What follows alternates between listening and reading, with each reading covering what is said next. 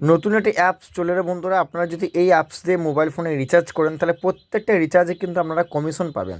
আপনি যদি ফোনপে বা গুগল পে থেকে রিচার্জ করে থাকেন সেক্ষেত্রে আপনি লক্ষ্য করলে দেখতে পাবেন ফোনপেতে যদি 299 টাকা রিচার্জ করেন সেক্ষেত্রে 3 টাকা পর্যন্ত কিন্তু তারা বেশি নেয়, অর্থাৎ 303 টাকা বা 302 টাকা পর্যন্ত চার্জ নিয়ে নেয়।